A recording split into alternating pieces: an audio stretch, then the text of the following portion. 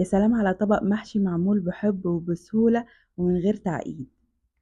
أول حاجة في حلة هضيف زيت زيتون أو أي زيت بتفضلوه، بضيف عليه سمنة، ممكن تعملوا زيت بس أو سمنة بس، أنا بحب أعمل ميكس بينهم هما الاتنين. بعدين بضيف البصل وبقلبهم على نار متوسطة.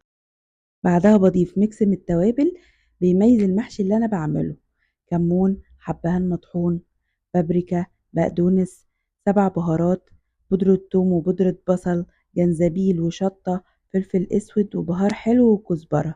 كمياتهم كلها هتلاقوها تحت الفيديو. كل حد بيحب يضيف التوابل اللي بتميزه في عمايل اي اكل. بعد كده بضيف عصير طماطم فريش ومعجون طماطم.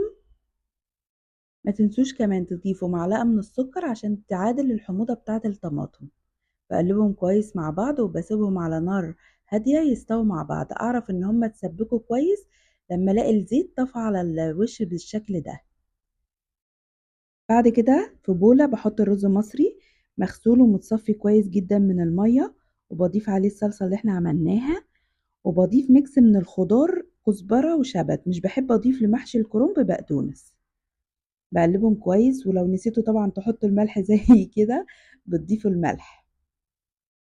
نيجي بقى للف المحشي. الكرنب ببقى مقطعاه حجم متوسط، وانا هعمل معاكم طريقتين تختاري الاسهل فيهم.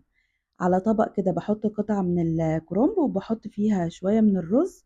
اهم حاجة واحنا بنلف ما نضغطش عشان نسيب الرز ياخد راحته في السوا. او ممكن تعمليها على ايديكي وبرضو تحطي شوية من الرز وتلفيها زي كده. تسقية المحشي اللي بعملها: بجيب شوربة وبضيف عليها معلقة كبيرة من معجون الطماطم، او لو فاضل عندك صلصة من صلصة المحشي اللي احنا عملناها، وبملح لو حسيت ان هو محتاج ملح. بعدين بضيف المرقة بالراحة خالص، وبعد كده بحط تقال. تسوية المحشي بتبقى في اول نص ساعة على نار عالية، وبعد كده حوالي بقى ساعة كاملة على نار هادية عشان يستوى براحته خالص. اهم حاجة ان احنا بنحط التقال عشان مفيش محشي يفك مننا. بس كده ويكون المحشي جاهز معانا للأكل. يا رب تكون الطريقة عجبتكم، ومستنية تطبيقاتكم كلها أكيد. استنوني في وصفة تانية جاية بإذن الله.